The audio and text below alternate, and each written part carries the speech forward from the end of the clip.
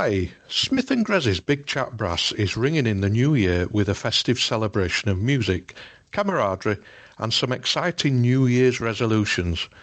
We're dedicating this time to reflect on how we can all elevate our brass band performances, strengthen our teamwork and bring more joy to our brass band community.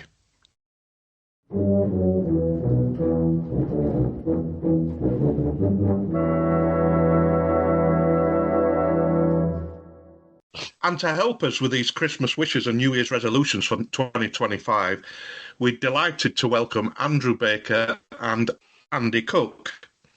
So welcome, gentlemen. Hello. Hello. Welcome, guys. So one of the top ones is by Andrew Baker. Do you want to expand on that, Andrew?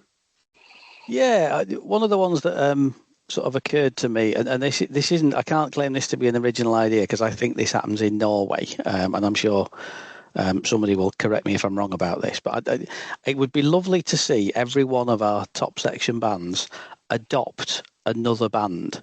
Sort of fourth section, unregistered youth band, something like that. Now I know, for example, Foden's already do this with Lions Youth Band, and they've got their own youth band. But you know, they'll kind of run masterclasses and joint concerts and things. I just think it would be a good way for bands that are kind of at the top of our hobby to help disseminate some of their knowledge and their learning. So you could have the solo cornet player go and run a cornet sectional for them, or do a cornet masterclass or whatever. The solo youth go and help out at a concert and be the guest soloist or whatever. Just kind of support the lower end of the pyramid. At the moment, it sometimes feels as though all the traffic is one way.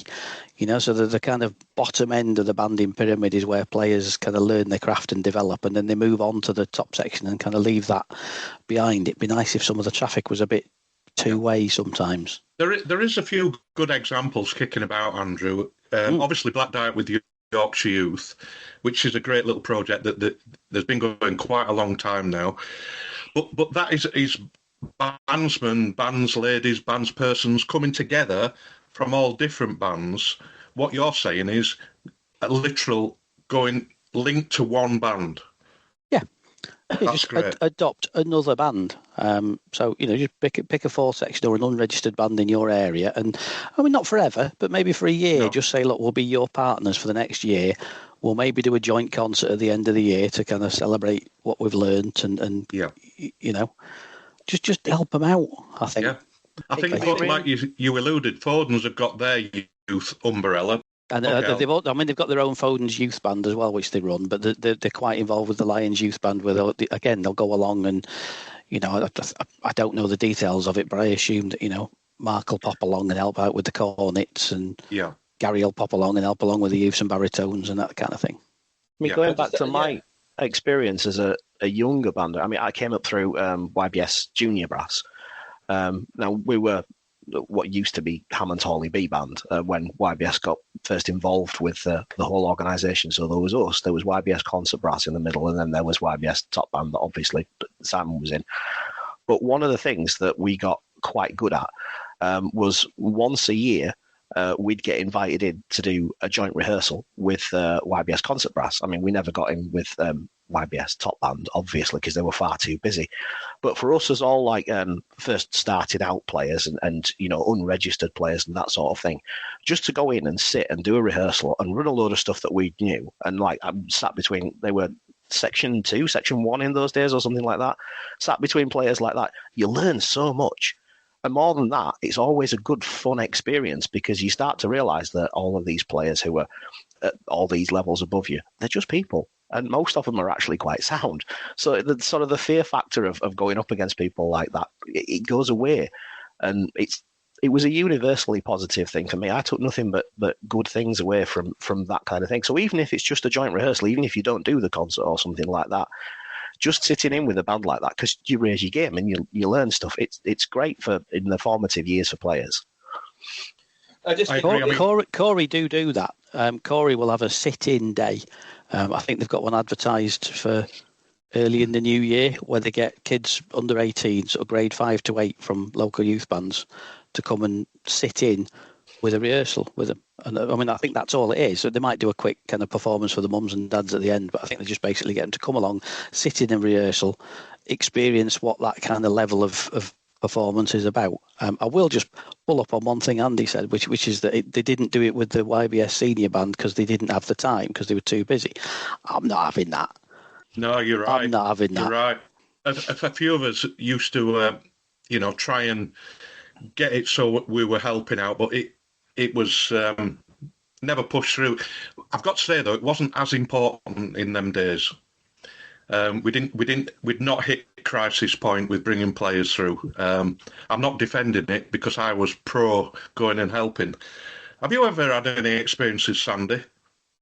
I mean, going right back, I mean, the junior band, I started in Whitburn Junior Band, and we did joint concerts. They still do. I've seen things on Facebook recently where, they have the organisation have a concert. Ellen do the same sort of thing. But I mean, thinking about this idea of Andy's, I don't think the benefits are wholly one way either. It's not just to the benefit of the youth band. It benefits the top section band as well, because they've got a chance then to do a joint concert. They're expected to show what they can do. So there's a wee bit of pressure there. And you've got a collaboration, basically. We all know what happens when you have to do a concert with a choir. You get two different audiences there. So you've got the senior band, if you want to call it that, their clientele coming to concerts. And then you've got this fourth section, youth section type band, bringing all their supporters. So you're going to get a healthier audience, I would have thought.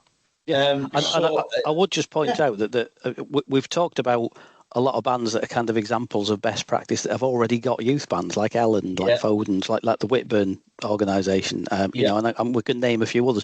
There's a lot of championship bands that don't have a youth band of any real description, that could pick a local, doesn't have to be a youth band, local non-contesting band.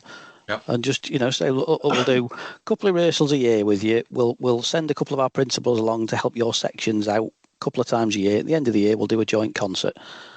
That's a really good thing, because one of the problems with setting up a youth band is having the infrastructure, having the instruments available and that kind of thing as well. So setting up your own youth band is a real headache, and massive props to the bands that have actually done it, that have managed to find the finance to do it.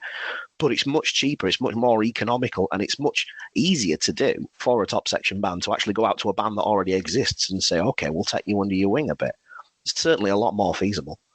Yeah, over the years, I've been asked to go and do sectionals with lower section bands, and I've got to be honest, from my perspective, I've always enjoyed doing that.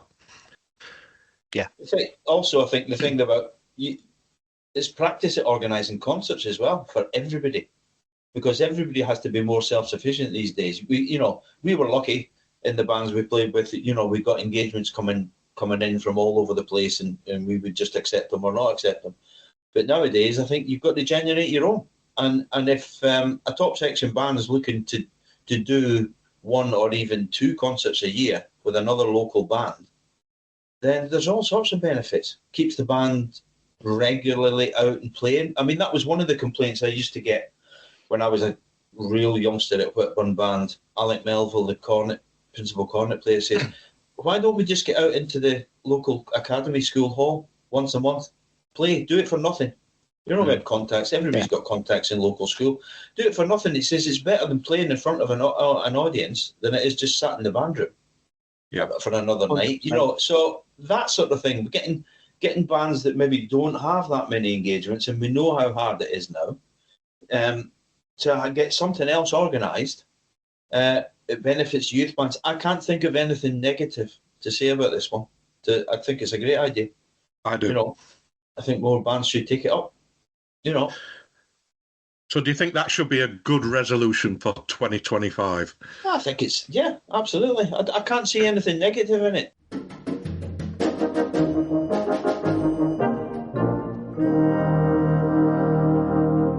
Andy Cook's got the next one. This is an interesting one. Yeah, it's just a thought that I had. It kind of picks up on one of the points that my colleague, Mr. Baker, was making earlier on.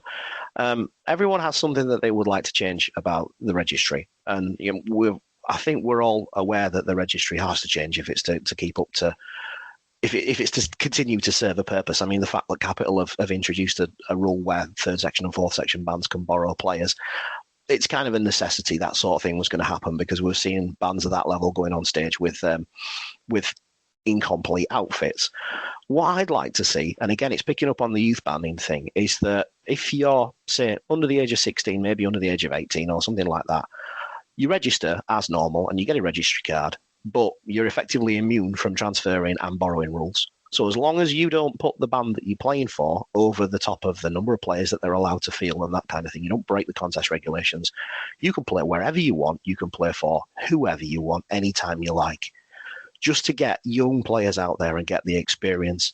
So you think about it, if you're a good aspiring young cornet player or something like that, sat on the front row at a Section 4 band, and you've played the area, then when it comes to the next thing around the corner is the Spring Festival.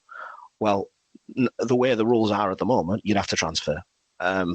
But where's the advantage in that? If somebody's got a gap on their back row to play the bottom one, the senior trophy or something like that, why not just let that young player move in, sit on the back row, get the experience, have a taste of championship first section sort of level banding, and then go back to their own outfit? Or any sort of contest like that, because as we know ourselves, you can't win a contest on your own, but you can flipping well lose it. So these are young, inexperienced players who we're trying to draw further into it. We're trying to give them the best experiences that we can. We're trying to have them learn off the players around them. I think a very easy way to do that is to free up the registry rules for younger players so that they can partake far more if they want to. At the moment, it's a barrier to their participation, and I don't think it should be. I don't think it benefits anyone. I mean, the only reason we have a registry system is because we want one. And I'm not one of these people who advocates for doing away with all registry rules and things like that. But when it comes to younger players and their participation in banding, I really think we should knock a few doors down and just let them basically play wherever they want. That's a good one, Andy. Yeah, can I just jump in? And what I'm about to say, I don't agree with, actually. But I'm just playing devil's advocate a little bit. These recent registry rules that have been going on, and we talked about this, Simon, about the potential for freeing up percussionists and this 10-8 thing for London and all that. They've not been taken on board yet, but at least there are changes taking place. And I think if anything, if we helped at all just to generate a bit of discussion, then that's great. My only worry would be, and I don't agree with this, what I'm about to say, but from our experience, Simon, when we were talking about these things, especially the percussion thing, there were some people in positions of influence that were saying, well, I'm not bothered with percussion because we've got 3 percussionists at such and such a band, so we're all right. I'm all right, Jack. Yeah. You know, so what you'll tend to get is bands, officials or people on committees trying to make decisions for the benefit of their own single band. Now, I think what you might do with this idea of Andy's, which I think is a good one, again, I agree with it, is people saying, oh, well, okay, if young Jane or Johnny goes and plays with a band at the Grand Shield, then they might, what's to stop them poaching them? You know, the show and the glamour of Blackpool. and they want to join. We'll lose them then. Yeah, and I think you might get a bit of that going on. So I would just play devil's advocate. I think it's a good idea. Yeah, and I think you probably get a bit of that. I think you probably would get a bit of the accusation of that. But one of the things, and again, I'm possibly going to upset a few people here. I don't believe that the term poaching should be used in brass banding. Happy players do not leave bands. If you're happy where you are, then you're not going to move on.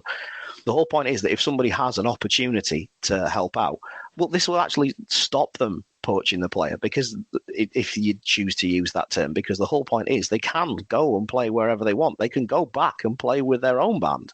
Yeah. So if they've started out at a Section 4 band or something like that, and it turns out that they're doing more rehearsals for the band that they played at the Spring Festival or something like that, that's fine. They can still go back and compete with their old band.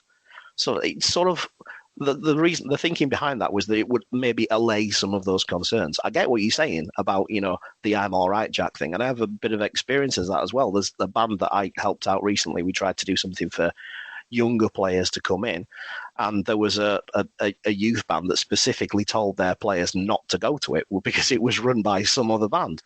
So this kind of thing does happen, and I understand the reservations and such like that people have on it. So that's why I'm kind of in favour of making it easier for young players to play wherever they will. Yeah. Now, just to put some in there, though, Andy.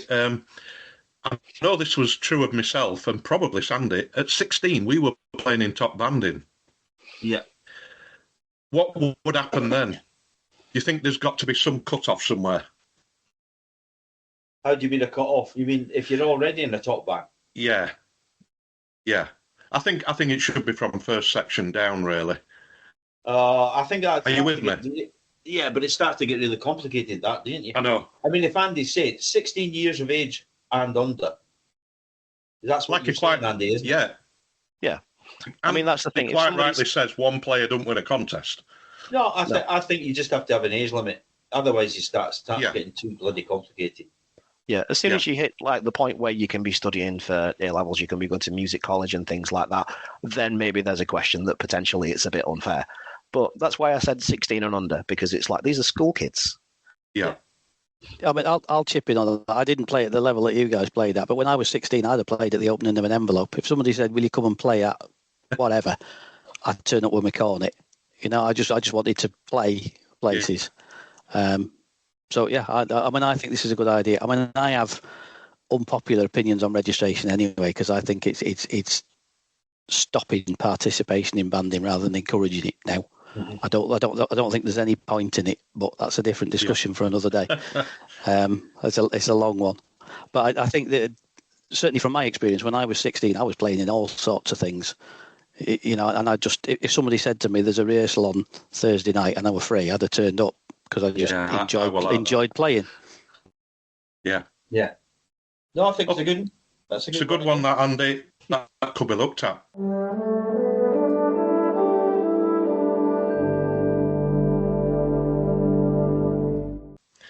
The next one is mine.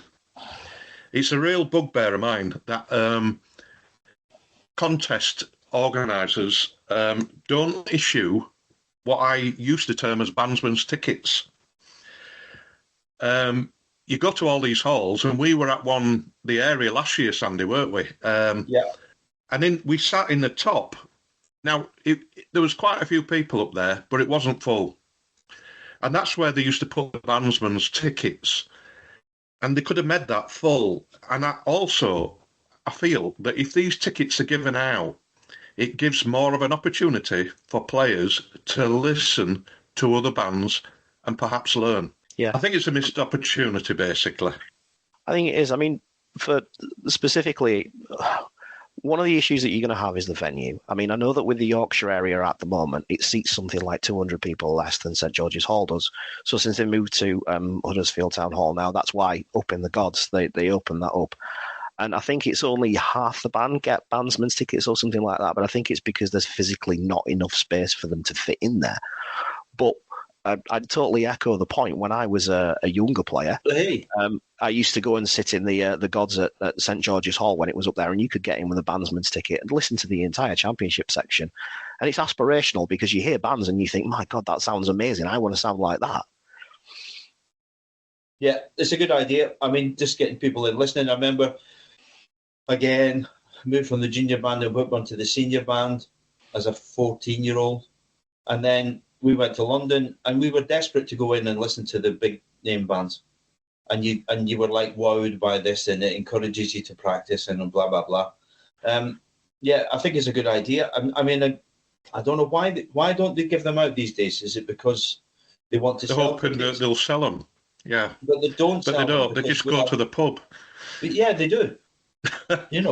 And to be fair, when we were playing, Simon, our concentration that day was solely on one job, playing our performance of the test piece. And if you drew number 15, you were nowhere near that hall until band number 10, the band number 12 or something. Then you went, got changed, and did it.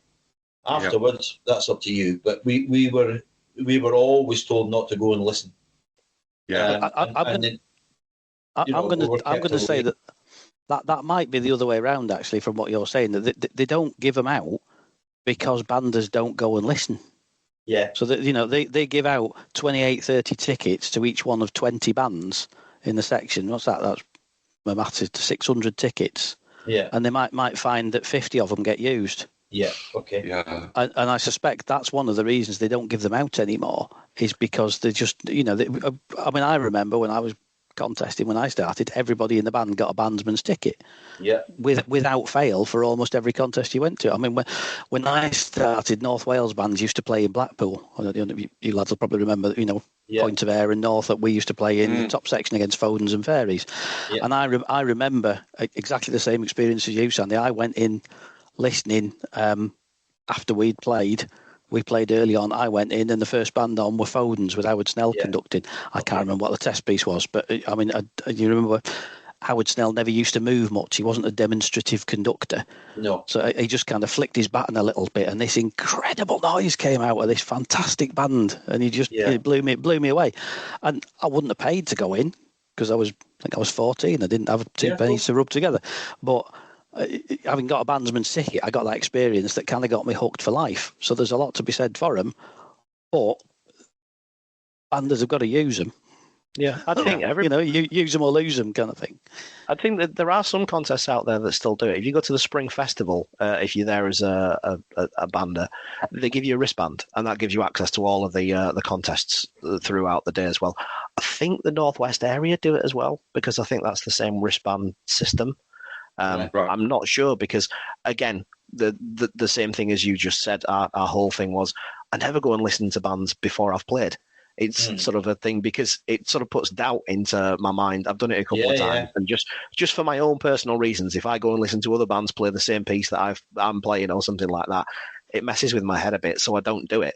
But if we've got an early draw, I'll go in and listen afterwards. I mean, to pick up on what Andy Baker said a minute ago, one of the formative experiences of my younger playing career was St George's Hall on a bandsman's ticket, sat listening to Grimy play Journey to the Centre of the Earth with that bass section of Tiny, Dino, Crowther, Wilton, Geraint Griffiths on bass trombone.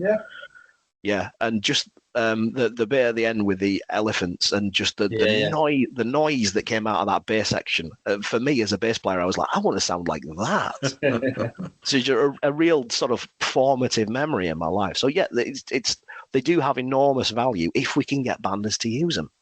Yeah. Do we need to start some system of giving out 10 tickets to each band or something and see if they get used? Or I don't know. I don't know how you do it, because it's like Andy Cook just said there. I did as a youngster go in and listen, and you think, oh, what the hell was that? A ref there. I've never heard that bit before. And we're due to go on and play, and you think, oh, Christ, I've not heard that in our rehearsals. So you don't go, and you were encouraged not to go before you played, because, again, like you said, it would put doubt in your mind. But I think I never had that. I used to like going in and listening to other bands before I played, because especially if it was a hall I didn't know very well. I want to go in and see what the acoustic's like. I want to go in and see what the layout is, where everything is, where am I going to be sitting. I quite enjoyed that. That would be the only reason I went in, to see what the acoustic was doing. I wouldn't take much notice of the performance, because I wanted to sort of block it out. I wanted to know what would happen if I opened up in a certain way on that stage. We do tend to have, though, in this country, I mean, you do it when you're adjudicating. The hall's eerily empty, a lot of the time, even for sort of supposed big contests. And you think, where are people? You see it online all the time, and, when these things are being streamed, big empty swathes of the hall. How did we get people to come in? How did we get more people in listening? Do you know what an obvious thing is? Let people take beer into the hall. Because an obvious thing. That isn't the contest organisers' shout, though, a lot of the time. No, I appreciate the people that own and run the hall. Yeah, I know. I understand that. But we saw that at Bradford, didn't we, Sandy?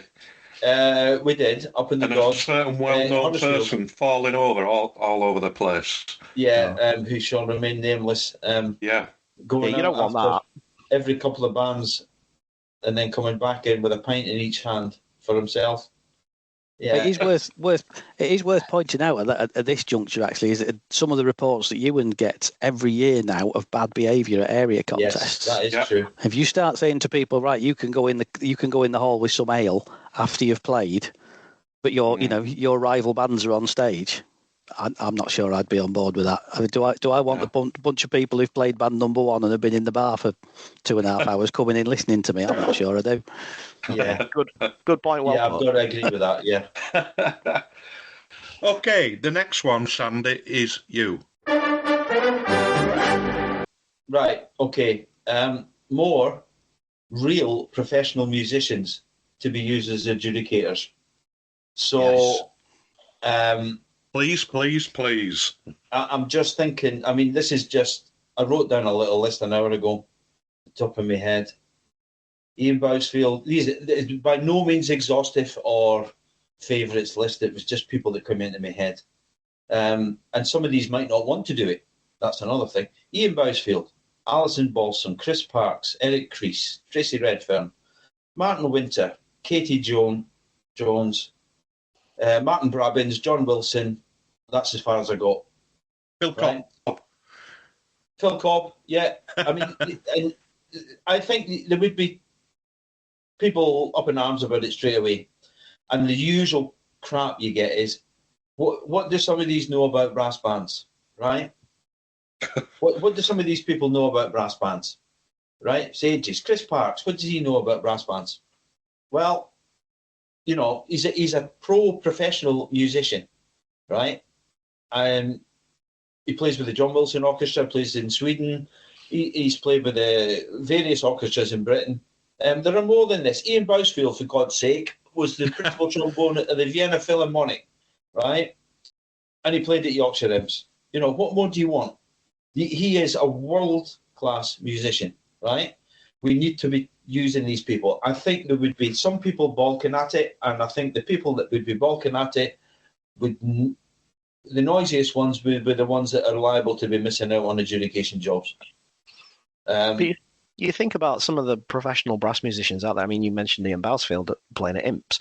I always think of Ewan Easton. He came up through brass banding as well, didn't he? Ewan's He does conduct in Chester. Across the fence from me. Yeah. I played at Brighouse, and he went to Belfast first with the Ulster Orchestra, and then ended up at the Albert. So exactly in brass bands. It's not like Easton, I believe, conducts City of Chester band still. Yes, yeah. I think he's but he came and did a couple of rehearsals at Wingates when I played there, and he made in one rehearsal he made an outstanding difference to the sound of the band just because of what he knew about brass playing.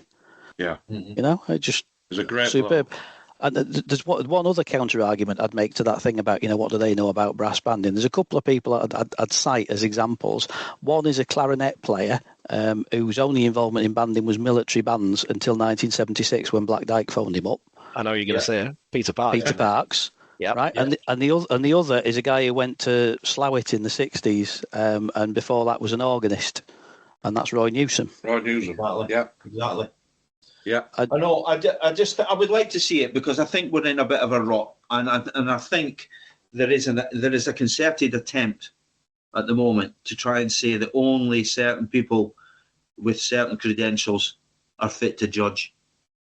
Close chops don't do anybody any good, though. No, they don't. Well, we're in a situation where we've got a lot of quantity, but not necessarily quality.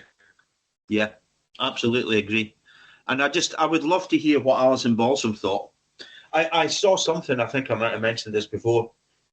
It was when the old Mouthpiece forum was on the go, and somebody mentioned about Alison, one of the recordings she's got, and I've got a few of them. And she's a spectacularly great player. And somebody came on and says, she's all right. But there are at least six principal cornet players in brass bands who are better than her. And I thought, what planet is this person on? No chance. I would love to hear her opinion on, because I think they would cut through some of the some of the contest crap that goes on about trying to impress by doing certain things in contests and such, I don't think they put up with it. I just don't think they would. They would call it out for what it is. And I think that, again, there's a fear factor. People don't want those sort of people because, wait a minute, Chris Parks, he's never been in a band. He probably played in a youth band and that was about it. Then he moved on to French horn. What does he know about brass bands? Well, he's a professional brass player for a start. He's doing it as his day job to a very, very, very high standard, right? Yeah. I mean, while ever we're in like our little brass band universe, it's sort of comfortable and cozy, isn't it? Because we know what the rules are.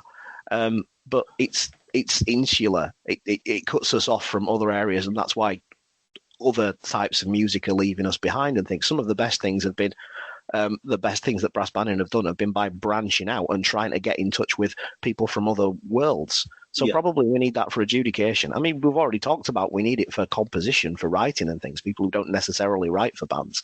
So we probably need it in our musical outlook for performances as well, because contesting's such a big part of what we do. In my book, we need it in every aspect of what we do. We need to branch out because we've become so insular. Adjudicating, for instance, some would have you believe that unless they've been through a certain training program, you're not fit to adjudicate. What a load of rubbish. Yeah. This is what Sandy's saying. There's so many well-qualified, more qualified people out there than what we're putting in the box at the minute. We may have said this before, but I mean, if you think of the disciplines of music making in our little bit of the world, playing, all right? I think it's very, very hard to fake your way in as a player, right? Yeah. It's almost impossible, I think. Conducting, I think you can fake it some of the time. Some people try and fake it a lot of the time. Eventually, they get found out, right? But then there seems to be a lot of people who adjudication seems to be the main thing for them when they haven't been. And this is what you get. Oh, well, you don't have to have been a good player to be a good adjudicator. And you only hear that from people who weren't good players.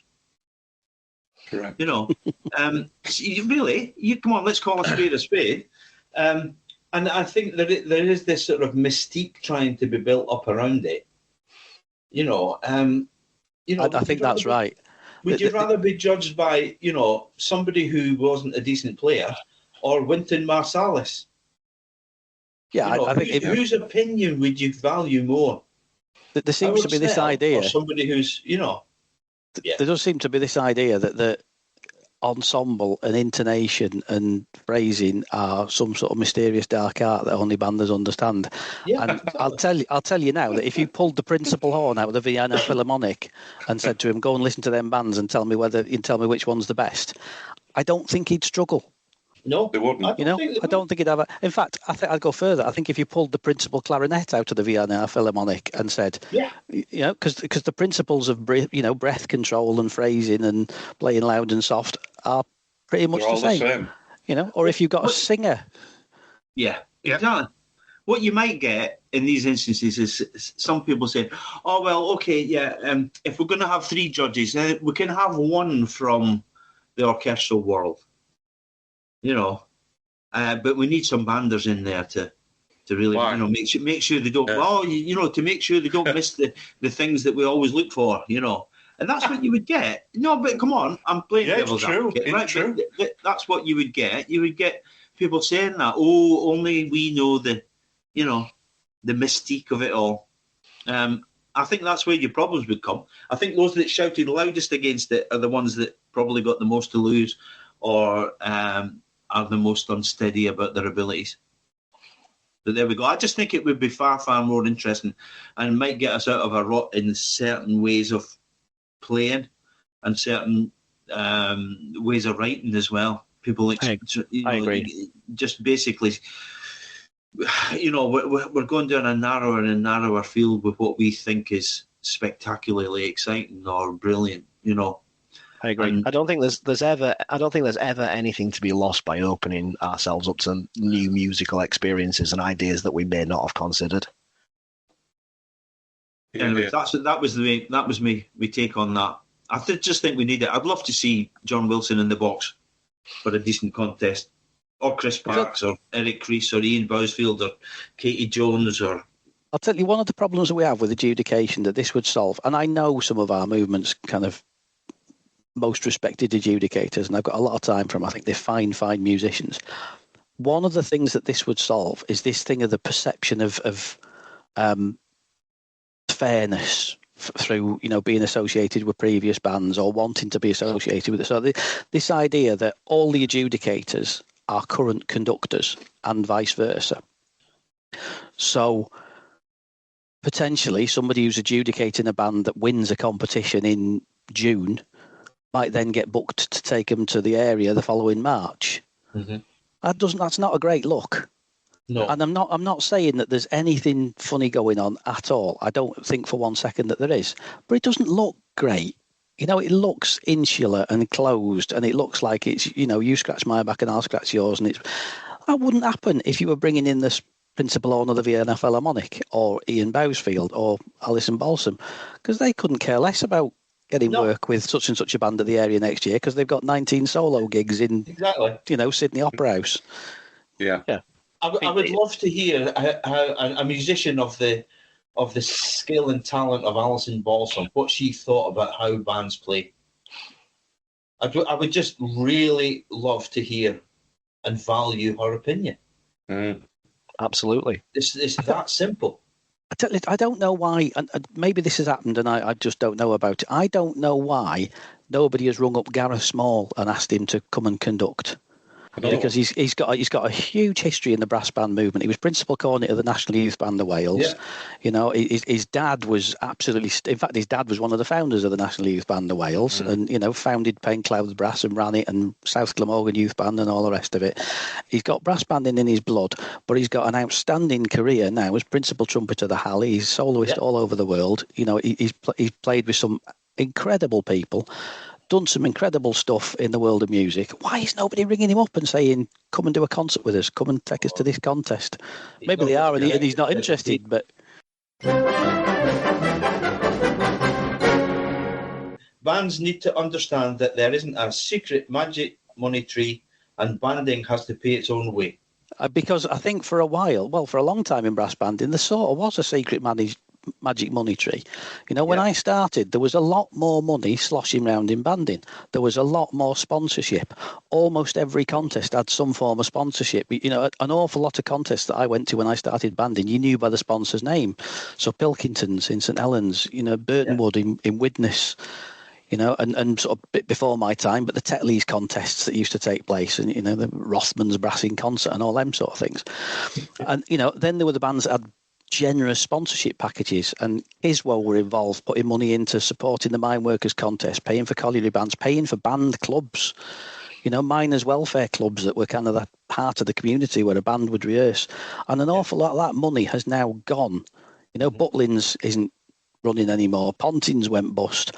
All the things that used to be cornerstones of banding that put money in, an awful lot of the things that the BBC are not involved in brass bands anymore. Boozy and Hawks band festivals used to run the Nationals and the European pretty much as a marketing exercise to sell instruments. Right? And all of that money that was coming in from outside of banding has gone and has not been replaced.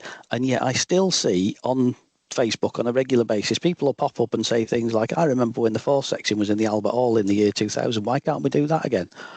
Well, I'll tell you why. Because every band would have to pay £2,000 entrance fee. That's why. Mm-hmm.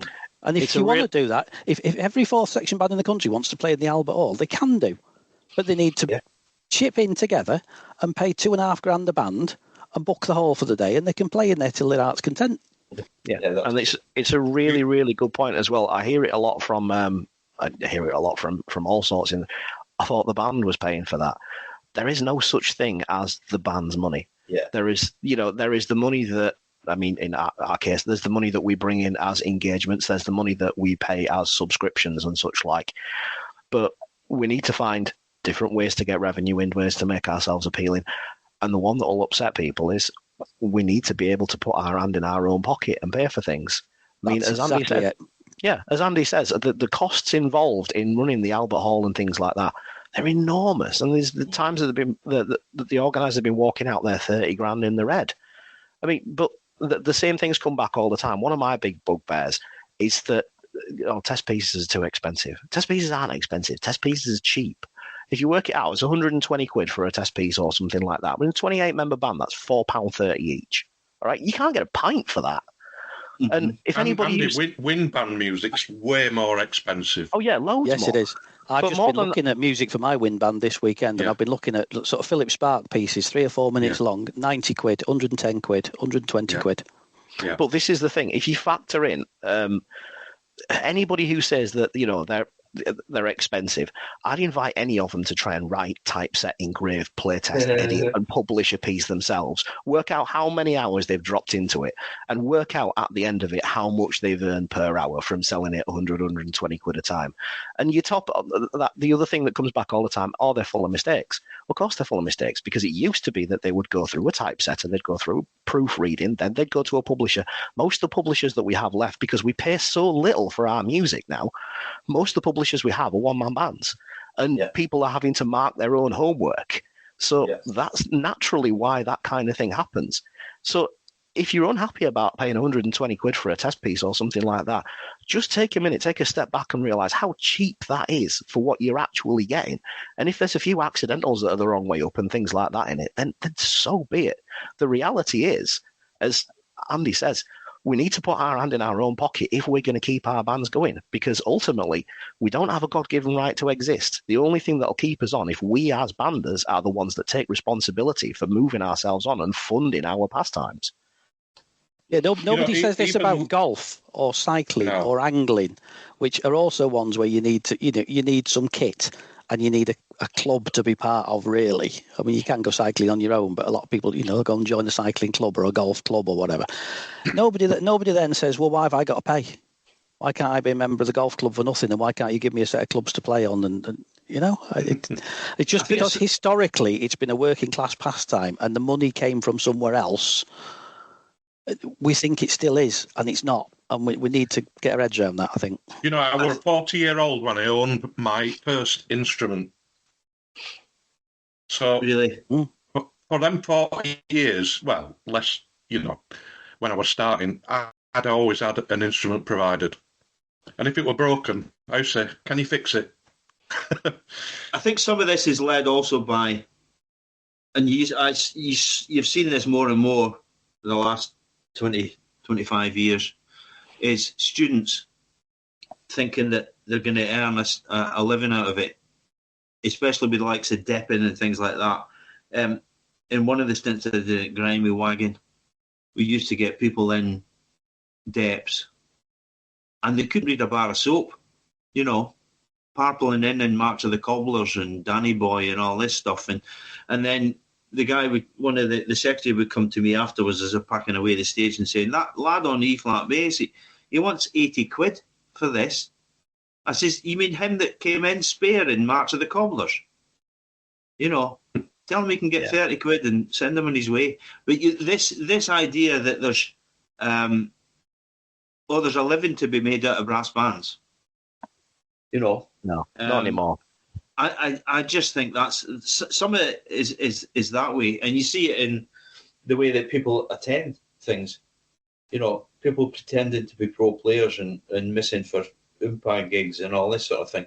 If that's what you want to do, leave and join an Oompa band. But don't pretend you're a leading player in a brass band where you should be committed to.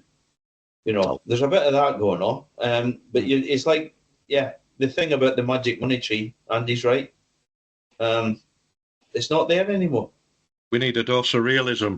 Every time every year after Cheltenham, you see it. Every year you can guarantee somebody will come on and go, "What a terrible place for a contest! It's insulting to bands. Why aren't we hosting it in Sydney Opera House?" Well, because you aren't prepared to pay for it. That's why.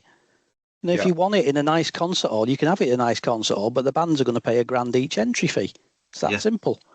And between 28 players, actually, is that unreasonable? If we said, look, you can have your contest in whatever concert hall you like in the UK, you pick it, and then we'll tell you what the entry fee is going to be, and it might be 50 quid a player or 80 quid a player. Yeah. Right? To play in a concert hall of your dreams.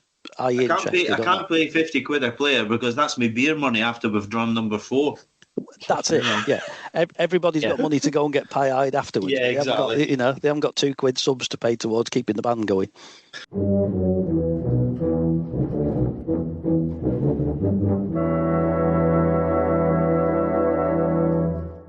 Andy Cook, this is yours, and I think it's born out of recent experience.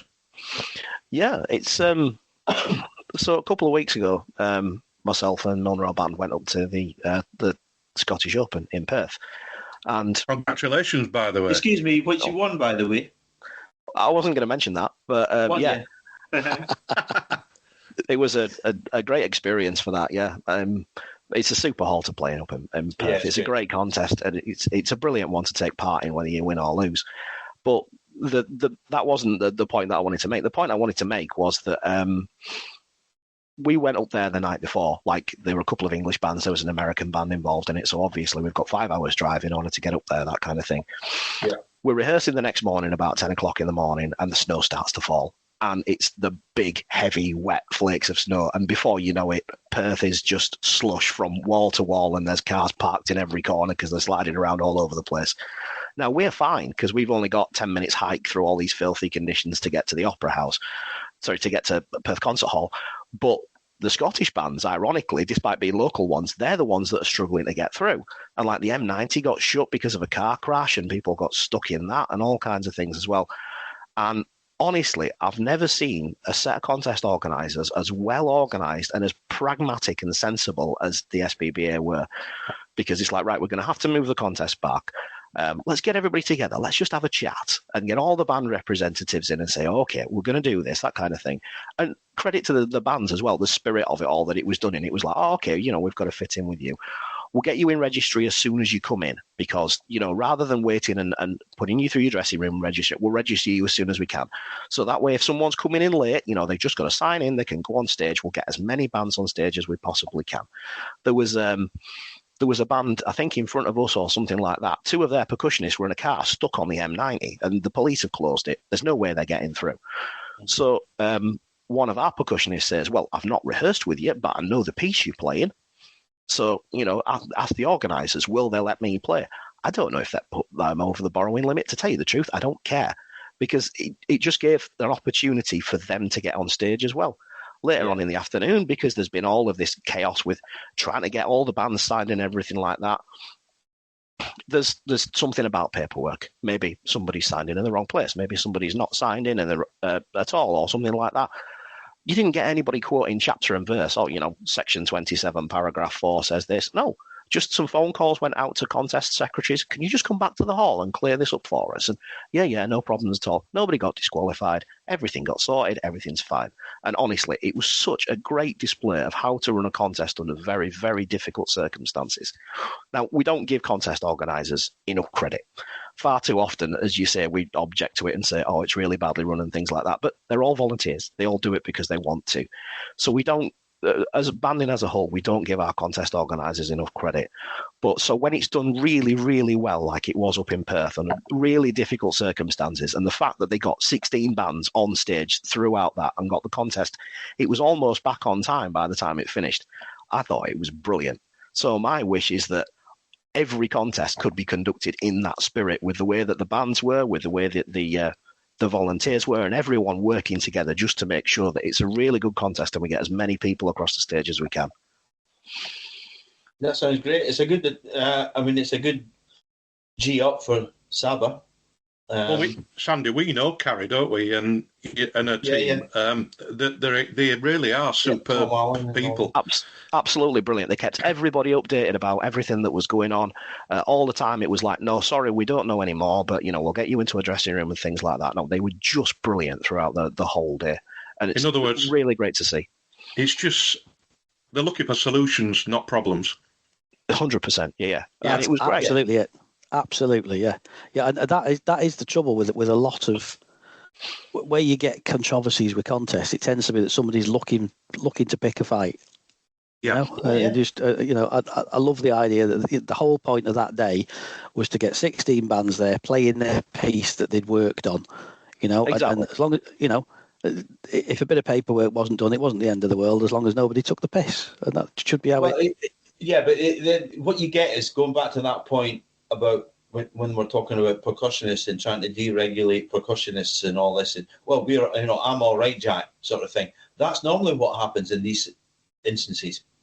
If you think one of your rivals is going to have two percussionists sat on the M90, broken down or stuck in traffic, then, more normal sort of procedure would be, stuff them. If they haven't got the band on stage, then that's them. Tough titty. Yeah, exactly. And it was really nice that it wasn't like that. Yeah. Yeah, that's really nice to hear.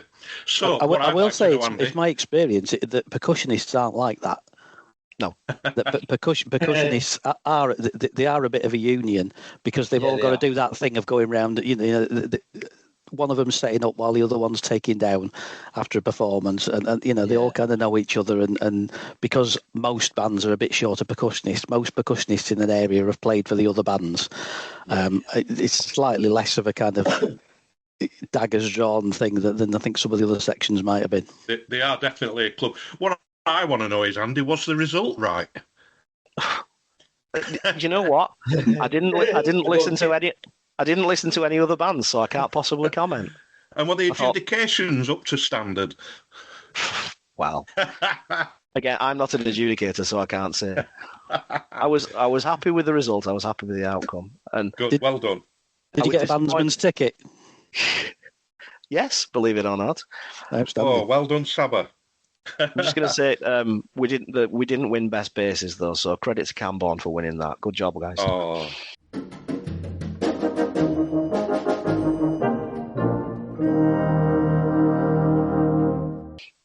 Right, well, the next one is mine. And I'd like to see pre-draws for all contests over 10 bands. Because in these days, when bands can't afford a bus, you've got umpteen people travelling by cars, anything can happen on a motorway, anywhere, and they're stuck, like you were explaining, Andy. So I think we can help bands by having a pre-draw or a first part and a second part. I think it'll help everybody. It works really, really well at the Spring Festival because more than that, you know which half of the draw you're going to be in. And you also know that if you're going to be, if you were in the first half of the draw the year before, you'll be in the second half of the draw for the next year. Yeah. So it helps you plan ahead for that sort of thing. It really does make it easier for bands. I mean, I think the reason why we sort of stick to this, the draw on the contest morning and things like that is just to try and maintain the illusion of secrecy or something like that. As we know ourselves, there's always going to be, bands always have a distinctive sound, and you're going to be able to pick out certain bands, and it's such a small universe. I think we try and insulate ourselves from knowing who's on stage a little bit too much and keep the pretense of that up, but it doesn't matter. We trust our adjudicators to do a fair job, regardless of whether they know who's on stage or not. So, yeah, I'd totally be on board with that. I'd be on board with pre-draws, even open adjudication. Wouldn't mind me. And actually, if we got Alison Balsam and people like that in to judge it, then it wouldn't matter anyway. Because they're not going to care. Exactly. I was just going to say, stick yourself behind a curtain, you won't be able to tell. It's very difficult. Would you concur, Sandy? Yeah, I just think anything that helps bands survive and thrive in this day and age like that is going to be handy, and the travel costs, the logistics, people, it's not 9 to 5 Monday to Friday anymore for a lot of people. No. You're having to juggle things and, families and work and everything else. And it might help.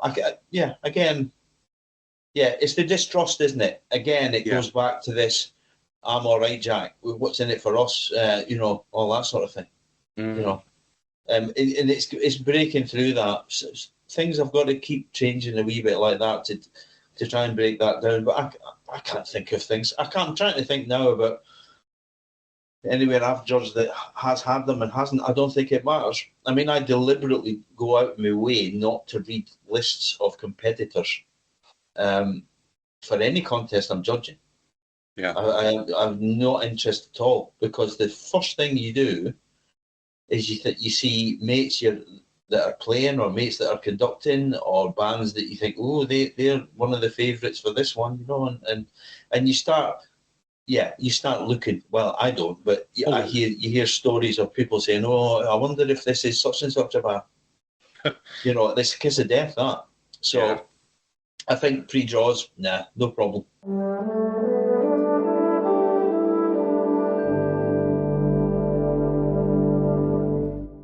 So, Sandy, this one is yours, and basically you're asking if we can have an adjudication system for brassing concert that actually works. Yeah, it's patently broken. Yet again this year, by all accounts, Brighouse were easily the best band there, and they were done. They were done. Yeah. On the music, they keep saying it's free from artistic restriction. Well, it's obviously not. Just by the way it's judged. Years ago, I fell out big time when I did an article for Dave Charles at Brassman World about brassing concert and why the marking system didn't work, and it caused outrage in those circles. And this has happened. I don't know how long ago this is. Maybe 10 years ago, maybe 8 years ago, something like that. I can't remember. And this is on the DVD. So I wrote in the article that there was 2 music judges. This is 8 years ago, whenever it was, and they're interviewed. One gave the band 2nd, one gave the band 10th, and the one that gave them 10th was asked on the DVD, why did you give them 10th? And this person who was judging the performance standard said they didn't like the program. So you cannot separate things like this. I don't buy it. You can't separate it about things being entertaining without the standard of performance being taken into account, or just looking at the music itself. It just doesn't work for me. There's simple ways of fixing it. They'll not do it. I don't think they want to change it now because it's an admission of failure. Rumour has it that they want to try and impose this marking system on the Siddis contest in Norway, which I think would be a huge mistake, because Siddis, there's a huge difference between brassing concert and Siddis. The brassing concert rulebook stretches to nearly 30 pages, right? Siddis, the rules for Siddis, at least 2 or 3 years ago, were on the back of 2 sides of A4. Wow. 1 sheet of paper. Yeah. It doesn't work. It doesn't work, and I think it's gone right down a rabbit hole, and I don't think anybody knows what they're doing, really. They'll point to the fact that, we sold loads of tickets, blah, blah, blah. Yeah, great. But I think musically it's gone down a rabbit hole, and I think certainly the way that it's judged doesn't work. It doesn't work. If Jim Shepherd stood up and play Paragon or Nightingale or whatever and played it like he did, I would consider that far more entertaining because of the brilliance, the sheer brilliance. And that was the case with Brighouse this year. It was brilliant. Yeah. Brilliant playing. A brilliant concept for me. And they were just shafted because of the system. Yeah. I think everybody's bamboozled by it now and bored. I'm going to chip in here because I disagree with you. Right. Okay, that's fine. And I disagree with you quite a lot. I actually went this year. I go every year with my daughter. It's like an annual pilgrimage. We always got a brassing concert, and we had all the bands bar the first and the last. So apologies to Cooperation and Aldbourne, but we were hungry, and the rest the bars were calling. Now, in terms of which band played the best, just purely on playing, it was Brighouse and Rastrick. by a distance, in my opinion. But that's not what the contest is for.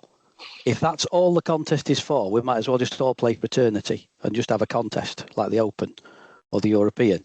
The point of Brass in Concert, and it goes back to when Bram Gay started Granada Band of the Year, was not just who is the best band on the day, but who is capable of producing a programme that will be entertaining to the general public. Mm-hmm. Now, do you know the only change I would make to Brass in Concert's rules? I would say that you can't have your prize money until you've played your Brass in Concert programme 3 times in public.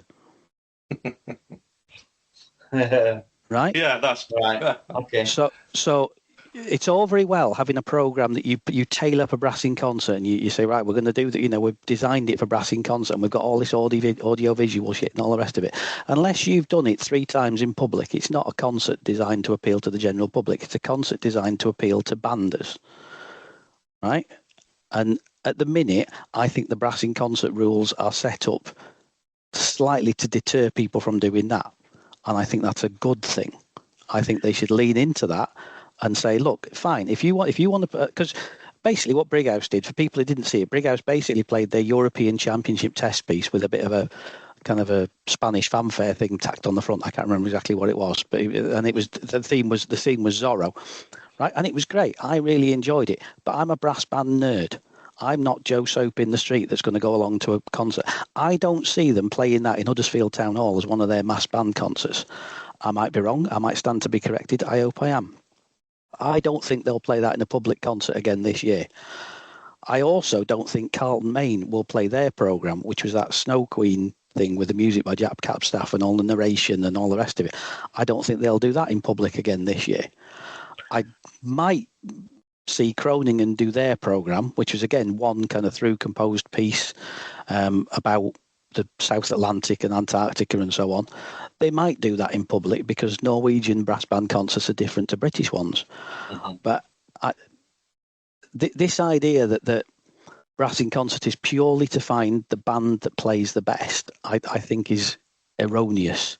And going right back to the start of Entertainment's contest, this has been a row that people have always had.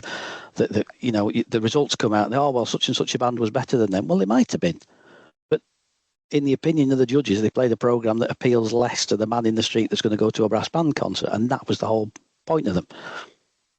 So that's my disagreement. Do you know what? That's a good point, because one of the things, going back to my infancy in brass banding, me and a bunch of mates went to the City Varieties in Leeds, sat in, paid like £5 a time or something like that to get in, and it was Grammy Band, and they played Another Fine Mess, which you wrote for Brass in Concert, didn't you? For Sean Hudson and Mick Dodd. Yeah. And honestly, the 3 of the guys that I was with were non-banders, but obviously they knew the Laurel and Hardy thing like that. Stitches. They thought it was hilarious. Yeah. And, you know, obviously the standard of playing was fantastic because of Grammy of that vintage as well. But that's a really good point, actually, because that was the sort of piece that came out of it that you could play as part of a concert performance, and people with nothing invested in brass banding at all instantly taken in by it. So yeah, there's a serious point underneath there. You look at the bands and conductors that have done well at Brass in Concert or entertainment formats generally, and it's always programmes that they would then take and transplant outside the contest arena. So Richard Evans, you know, the kind of master of Brass in Concert for years, you know, he would always do a programme that he would quite happily do the next week in Rochdale Town Hall or wherever. You know, I know for a fact that Corey have done their programme already once because they did it in Birmingham Town Hall about 2 or 3 weeks after the contest. You know, so whatever you make of it, they're taking a programme that appeals to the general public and playing it to the general public, and they were judged on that. Whereas what Brighouse have done is played the European Championship test piece with a bit extra put on it and put some hats on. You know, drawing a moustache on Roger Webster doesn't make it an entertainment programme. No. Sorry, but it doesn't. You could argue, though, the other way. That you could say that Brighouse played their Brass in Concert entertainment piece at the European. Well, there is an element of that, yeah. Because it was lighter in weight than the usual European test piece. I actually think there is a big element of that. Yeah. But let's pick up on a point that we made earlier, though, that if we had adjudicators from outside the brass band world who were sat in this contest looking at it, they wouldn't be judging it as a contest for banders, would they? they'd be judging it in the terms that Mr. Baker's saying. Could you take this? How entertaining is it? How much did they enjoy it? See, going back to Andy Cook's point about another fine mess, the Laurel and Hardy piece, and it was a point I made in that article as well, is that when we did that for Spennymoor, as it was in Spennymoor, we just obviously just called it Spennymoor. Nobody knew what was going to happen. Nobody knew at all what was going to happen that day. And when Sean Hudson and Michael Dodd walked on, dressed as Laurel and Hardy, the place was in uproar before they played a note. And then, they played it, and they were ripping the chairs up. It was great. But nobody knew that was going to happen. These days, at Brass in Concert, you have to pre-announce everything that's going to happen. So that element of surprise is totally gone now. You cannot do it. Yeah, that I'm not a fan of.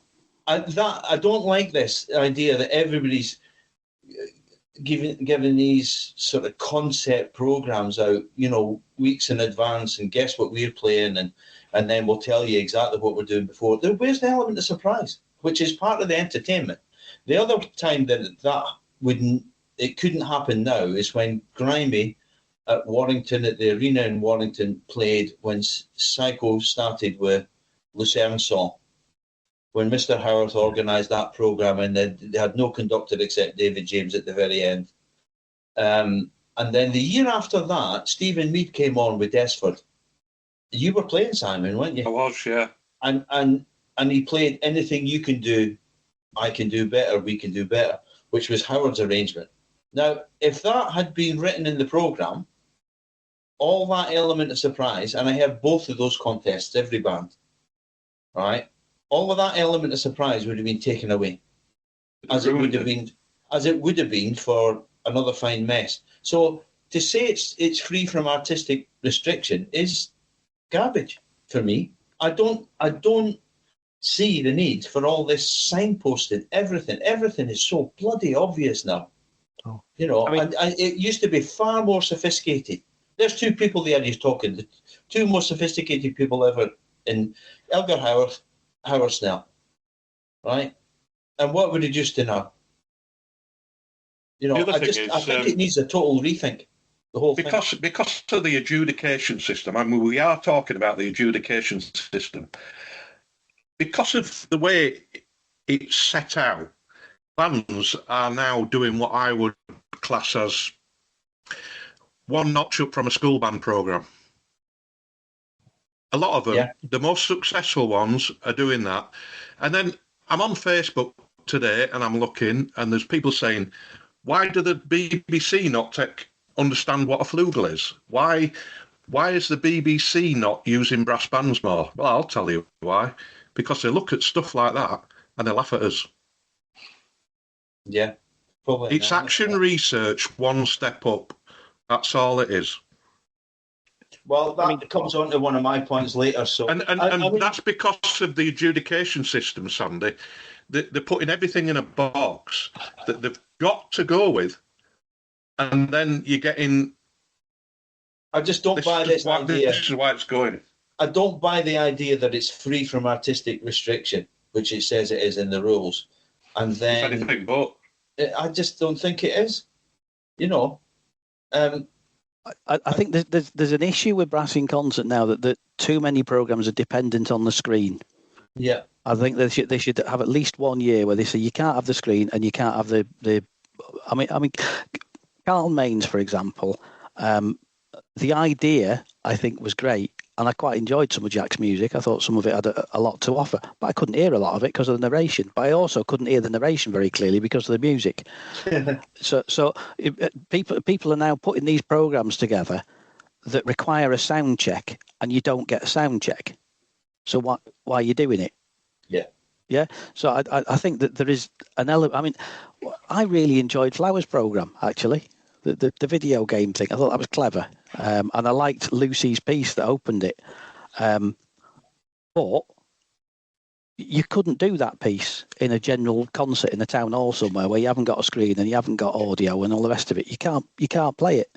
No. So I think that there is, instead of using the screen and the loudspeakers as an enhancement, people are now using it as a prop, as one of the instruments in the band, and I think that's not a good idea, because I think then you get pieces that don't stand without the props, without the audio visual. You get programs that just don't work. If you took that away, it's pointless. It's a waste of time. This is what I come back to, this thing where the only thing I would change is say you don't get if you might win on the day, but you don't get your prize money until you've played your program 3 times in public, wherever that may be. I just think that the way that they divvy everything up doesn't work. And again, in that article I wrote a few years ago, I mentioned at the time Dick Evans was still alive. If you've got Dick Evans judging the program content, and you're organising a program, then your head's in a certain place for that, right?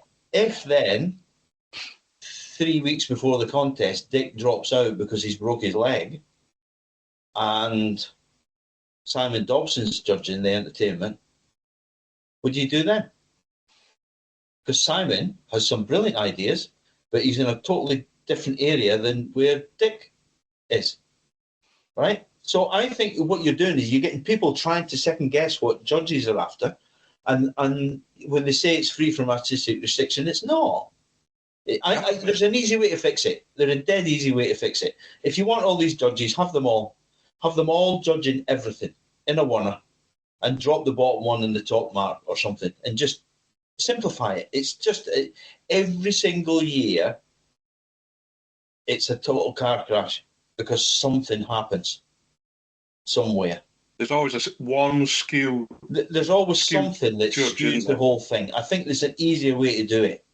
I think we're overthinking it by miles, and I think they're down a rabbit hole and they can't get out of it.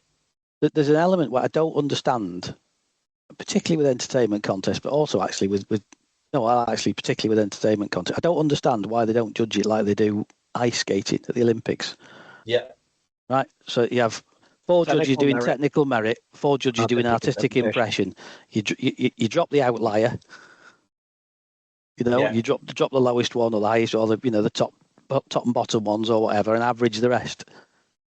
I would just give them a mark. I would just give it a mark for overall thing, and you have 6 or 7 judges. I don't know how many they've got now. Minibus full of judges. You drop the top mark and you drop the bottom one, and that's it. Aggregate it. There must be an easier way to do it than this. But every year there's something. Yeah. Anyway, enough of that. Okay, right. I can feel another podcast coming on that subject. Yeah.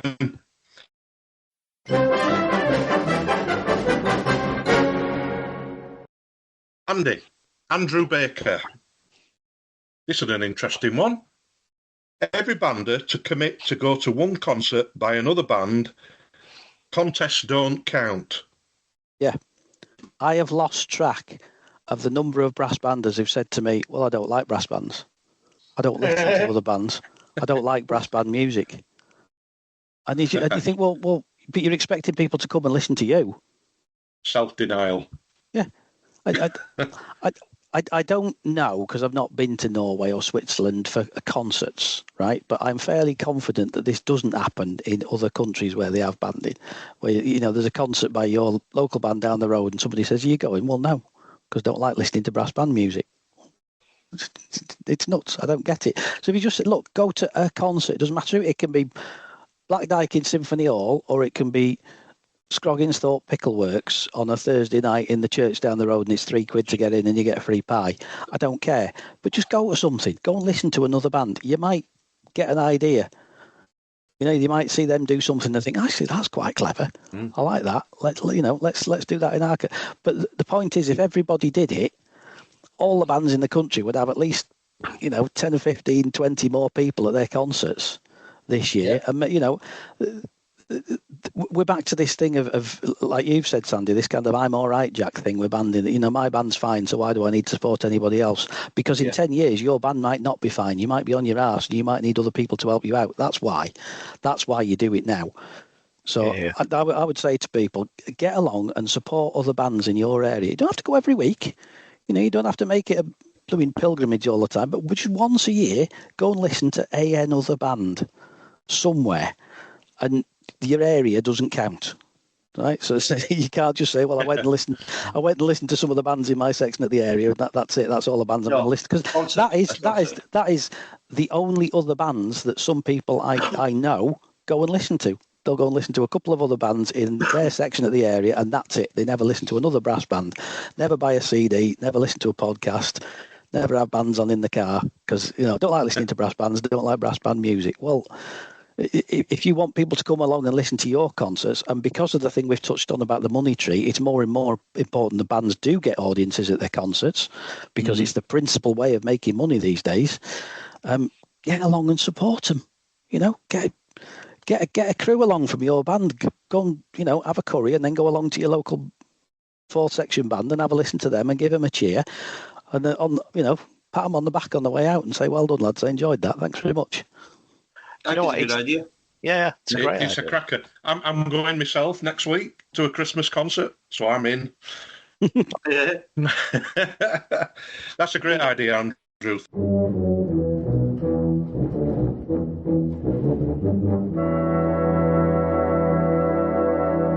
Thank you for that. Andy Cook, this is an interesting one. Yeah, it's a bugbear of mine. So I'd like to ban, just for 1 year, the Six as far as contest marches go. Everybody knows the Six, Knight Templar, the Wizard. Is this for Whit Friday? Well, it'd be great to do it for Whit Friday. To be honest, I'd like to see it done for all the March contests. All right, okay. Knight Templar, the Wizard, Ravenswood, Honest Toil, Mephistopheles, and the President.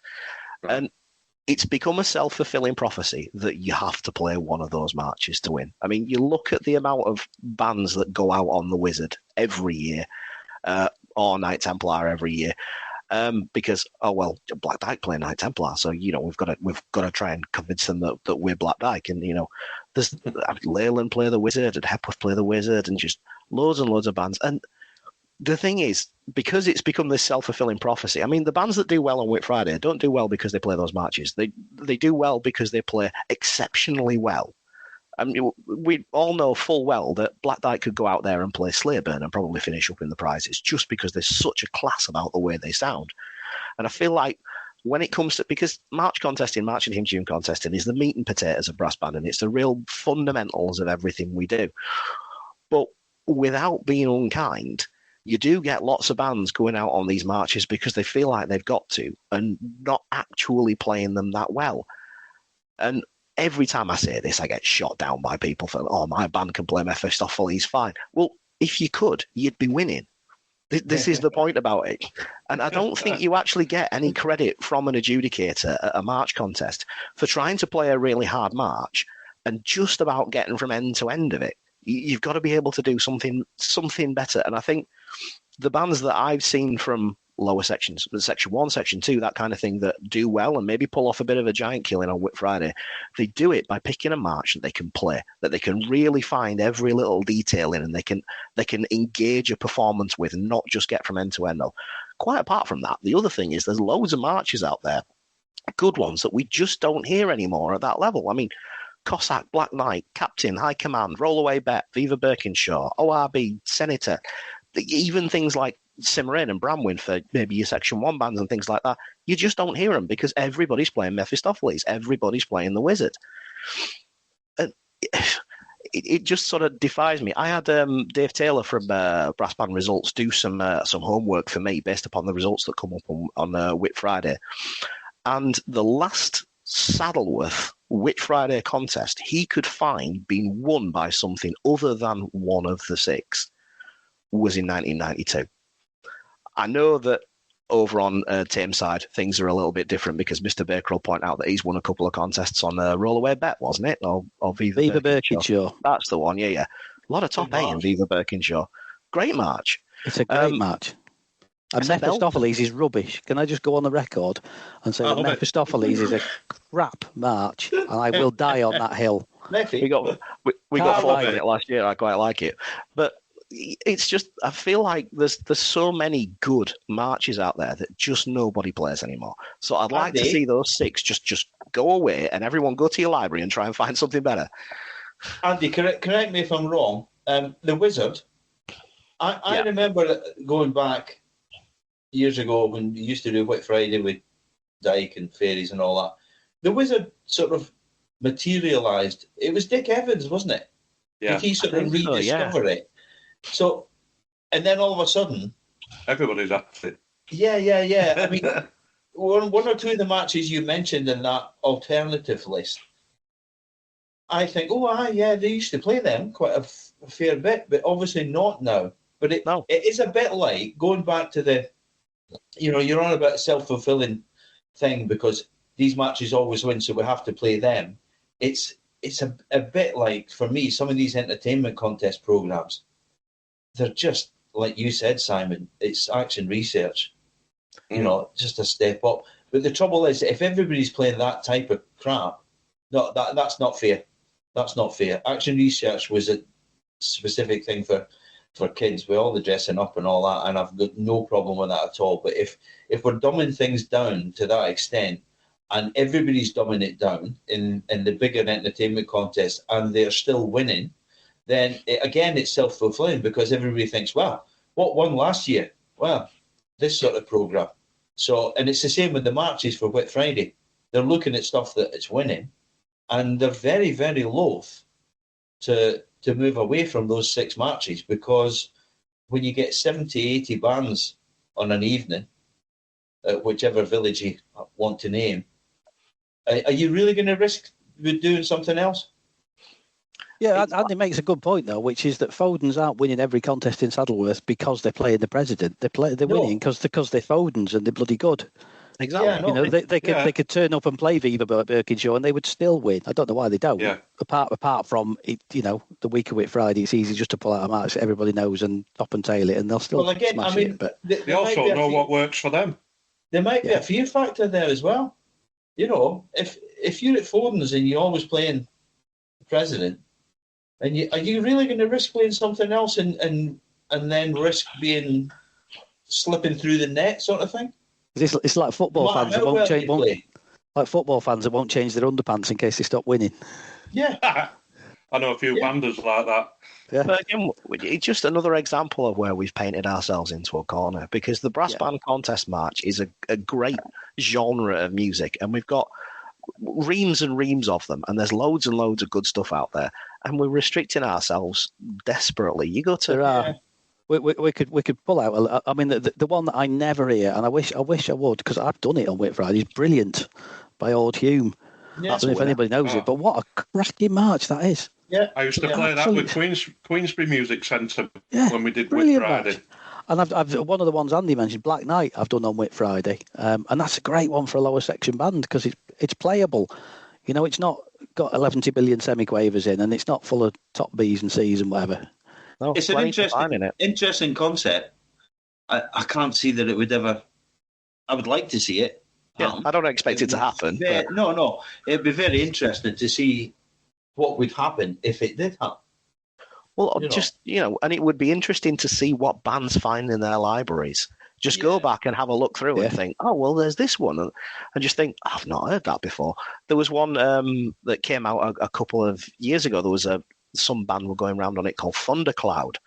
And I heard them play it, and I was like, I've never heard that before. But it was a really cracking march. So, I'm just sick of hearing the same old ones all over again. I'm a proper march geek, but I'm just sick of hearing the same ones. You'll have to write one, Andy. Right. I tell you what, it's interesting how hard it is to write a good march. Yeah. Oh, yeah. It is one of the most difficult disciplines as a writer. I've tried and I cannot do it. I totally agree. I cannot get close to stuff of the quality of things like Rimmer's marches. I just cannot get anywhere near. And every time you write it, you get to a phrase and you're there. But every time you try and write a new one, you get to a phrase and you think, oh, I can't put that in because it sounds like the Australasian. Oh, I can't put that in because it sounds like Knight Templar. Yeah. But the thing is, if you don't put the cliches in, it doesn't sound like a march. Yeah. So, it's really, really difficult to do. Then they used to set that at Nella Hall for the military musicians. All right, go away and write a march. Yes, I believe they did. Apparently, it was a proper night. They all found the same thing. They were like, "Oh, I've written this. Oh no, it sounds exactly like this other match. Go away and rewrite it." But I've got to say, whatever they choose is down to an MD's vanity more often than not. It can be, yeah.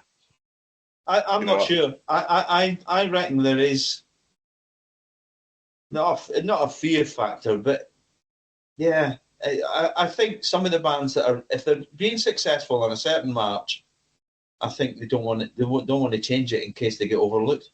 Do you know what? I'm more talking about these bands that want to sound like Black Dyke or Brighouse. It's vanity. They want to be seen to be doing the same, even though they're not doing it quite as well. They should realise that, and that's where Andy's idea would come in. Play a different march. Yeah. And try, you might sneak in. I mean, was it Marsden for years got in on a style at Delph? Yeah, in fact, they've actually made that one of the 6 now. Yeah. But, I mean, we got...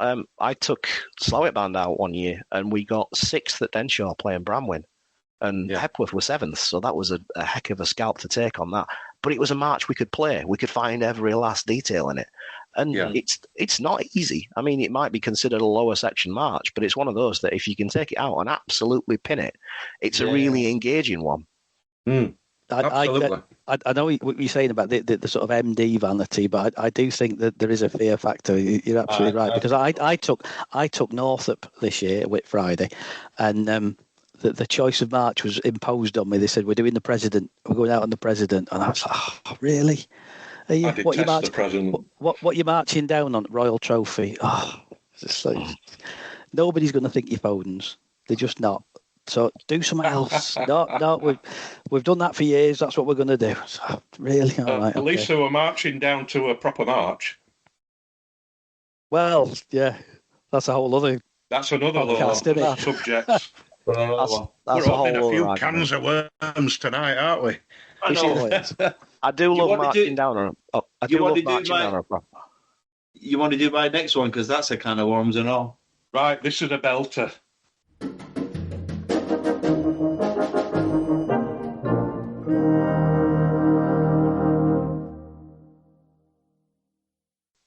Mr. Sandy Smith's resolution.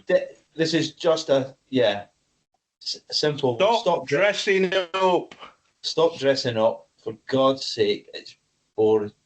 Do you remember, Sandy? We once judged a competition together, and this guy was in this big teddy bears outfit, and he went up to play Teddy Bears Picnic and couldn't get near it.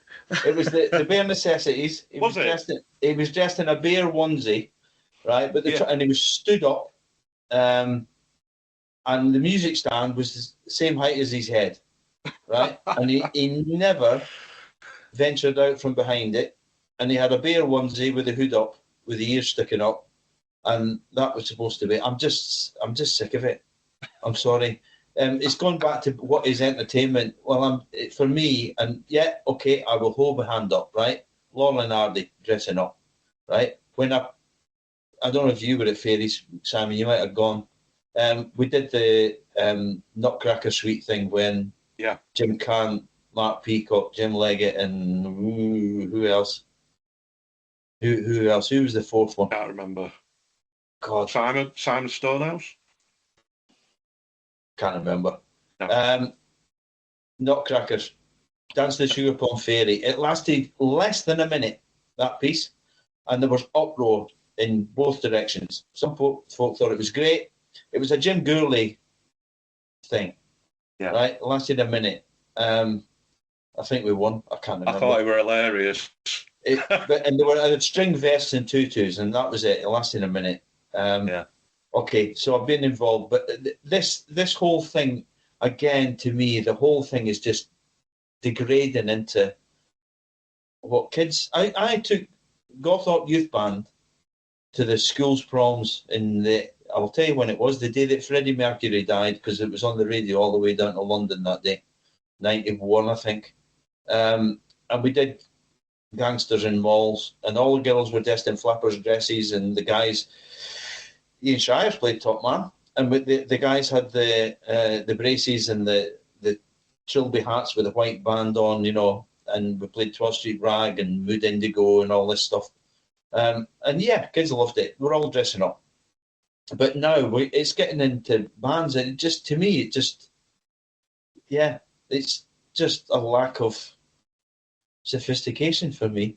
It's fine for youth bands, I don't mind it, but when you've got really, really top class bands feeling that they have to dress up to be noticed, it's cheap. I'm sorry. You've been taking on characters like the bare necessities and well, you look back at characters in Brass in Concert, weren't they? So there's bare necessities, right? There's a good example. Brighouse played that years ago, right? Dave Ebb played it. Yeah. Did Lee arrange that? Lee Baker? Did. And Dave just played it in his uniform, and it was great. Morrison played his little jazzy thing, and it was funny, and that was it. Then it gets passed down, and before you know it, people are dressing up, and to me, it's just so obvious and cheap. I know Andy Baker probably won't agree with me, but no, I do. The thing with the dressing up thing, I would say, it comes back to what we talked about earlier with Fine Mess, with the Laurel and Hardy thing. The reason that was so successful is because it was a surprise to people. It was the first time they'd seen it, right? The 19th time you've seen it, not so hilarious. And the trouble with this dressing up is it's now the 900th time we've seen it.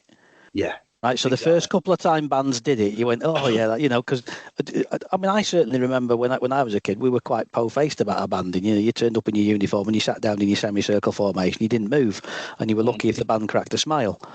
So the idea of somebody popping a tutu on the first time you see it is quite funny because it's non-contextual. The 19th time somebody does it, and as a double B player prancing around with a tutu on, it's no longer funny. We've seen it all before. We've done it, and it's a problem we have with originality, where we're still getting bands now that are playing concert programs that wouldn't be able to place in Brass in Concert or Granada Band of the Year in 1975. Yeah, but then you get this thing about when they're signposting. It's like a big social media announcement of what we're going to do at Brass in Concert. Everybody's at it.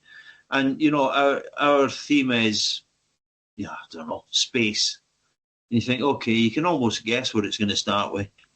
Going to finish with Star Wars. It's going to start with 2001 Space Odyssey. And you know what I mean? Music of the Spheres. It's so obvious. It's just obvious. And people dressing up. And is there any more kids' books left to be adapted? I don't know. On the dressing up thing, because it's one of those things that does filter down to bands that don't play at Brass in Concert and things like that. I mean, the amount of times that I've backed somebody dressed up in a snowman costume playing Frosty the Snowman at Christmas and things like that. I can kind of understand it if it's just like one thing in a program or something like that. But one thing I would say is that it's all very well dressing your soloist up as a snowman in order to play Frosty the Snowman, but they've got to be able to play it.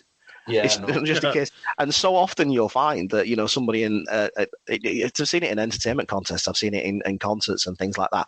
Somebody will dress up in the teddy bear suit or something like that and go on stage and knock the solo over, and you're like, well, you've sort of missed the point there. The point is not you dressing up as a performance. The point is that you're supposed to do that as an addition and then go on there and pin the solo. They spent 3 weeks picking the costume and half an hour rehearsing the part. Yeah, exactly. Talking about Frosty the Snowman, when I did Frosty, right? I mean, Mark Frost was the bass trombone player, and we used to go to concerts. This must have been Dyke days, and we'd go to things like Halifax Civic Theatre. We'd go to a Christmas concert, and there'd be a row of pantomime costumes, and before you know it, there's people dressing up. Simon Jones, the horn player. Remember Simon once? Yeah. He disappeared at Halifax, and we thought, where the hell is he? And he turned up quarter of an hour before the concert, fully dressed from head to toe, including wig, as Snow White. He found the costume on a rail, and he got dressed into the whole thing. Right? When it did Frosty found a snowman costume somewhere. It was one of these pantomimes somewhere where we did. And you came, Frosty the Snowman. And I thought, oh, right, okay. And I didn't do it that year, but I did it for the next year. But Frosty always just played it. He never got dressed up. But I see remember, what you get at. Yeah. I remember Frosty playing that at Huddersfield Town Hall, and he absolutely brought the house down through absolute daft looks and quality playing. I know. I've got a recording of that and then, because... Yeah. Yeah, and then a few years later, I'm listening to a band, and they've got somebody who's come on dressed as a snowman, play it, can't really play it, and it went down like a lead balloon. Yeah, this all channels back to what is entertainment to me. Yeah, Frosty playing it properly did the business for me. Putting an outfit on just don't make the grade.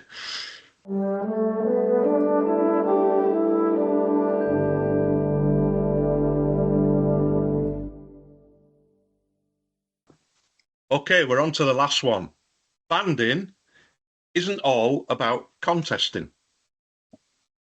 Sometimes I think we need to remember it's hard because we're still so self-centered about contests and contest success being the be-all and end-all and all that. But there is a bigger picture.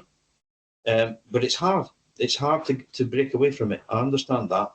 But I just think if bands put more into doing a few collaborations, the idea, the very first one we had of Andy's about having a youth band, a tie-up with a local band, doing that sort of thing. That's a really cracking event to get involved in. It's not about, getting, some sort of prize or other at a local contest. It's not the be-all and end-all. Even the areas aren't. I'm amazed, actually, sometimes when there's so much investment put into the areas and so much complaint if the test piece isn't exactly what people want. What about the other 11 months of the year? Yeah, and there's a point that you've made in the past as well, Sandy, that you don't have to be going to a contest to play a test piece. I mean, we're all in charge of our bands. We can all play whatever we want in the band room, however we like. Yeah. There's times as well that I've been in bands that we've played test pieces out to concert audiences as well. When Aotearoa, Lad of the Long White Cloud, was the first section area piece. Because it's listenable, because it's good to listen to. That was on our programme at Driglington for a couple of months afterwards as well. And it's great because it keeps you informed. It's a good piece of music. It's not just a test piece. Yeah. I never understand why bands put so much effort into working on their area piece. I mean, it's of all the pieces that almost every band play in any given year, the one that really gets rehearsed to the absolute peak of the best any given band can play is the area piece. And then they play it once at a contest and shove it back in the library. Why would you not do it at the concert immediately after? Especially with something like Diversions, which is a cracking, I mean, it's quite a light piece.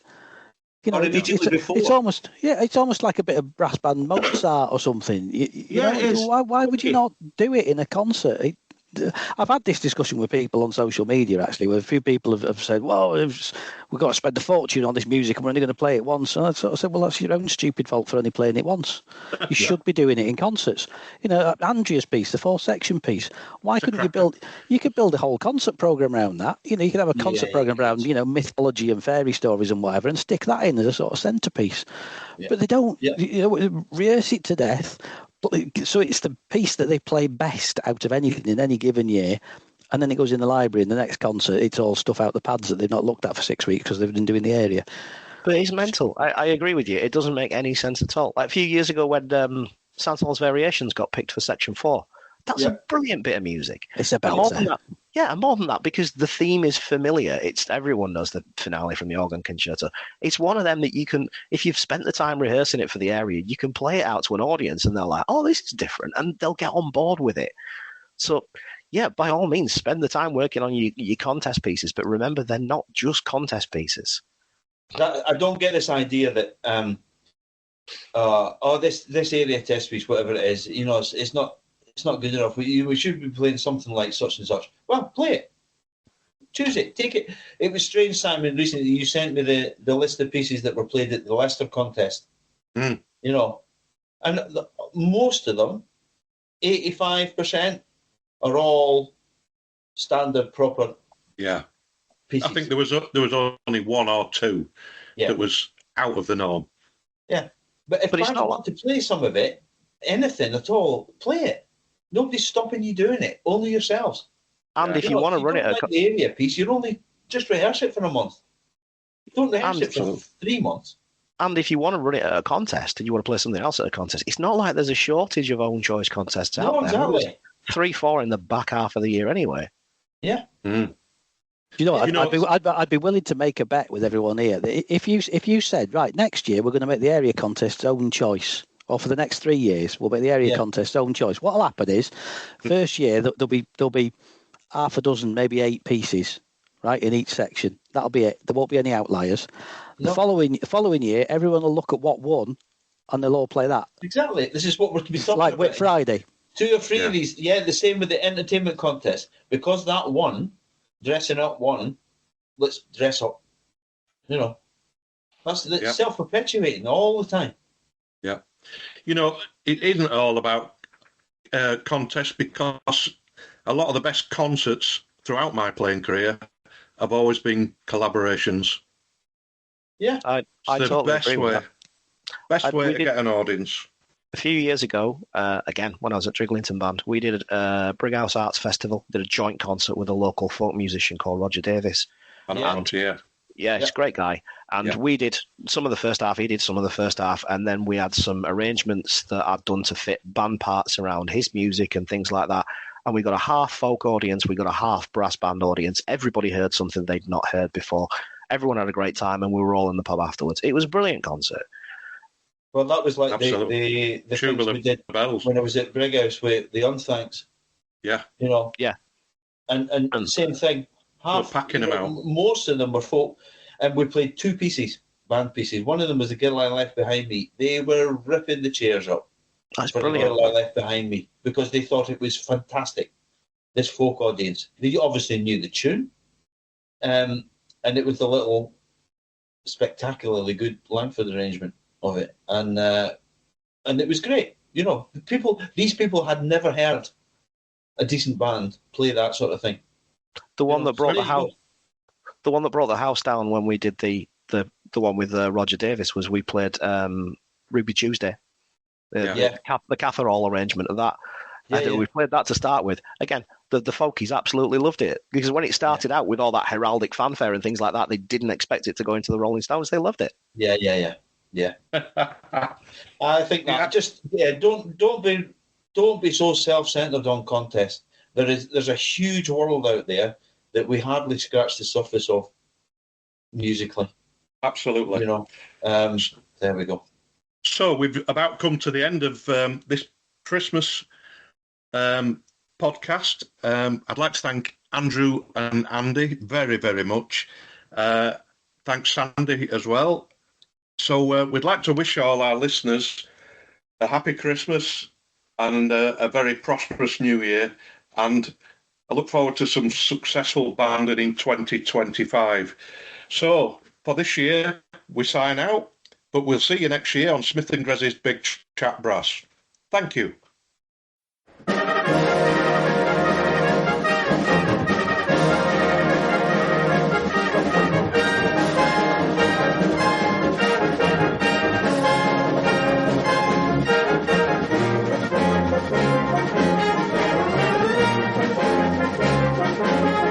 you.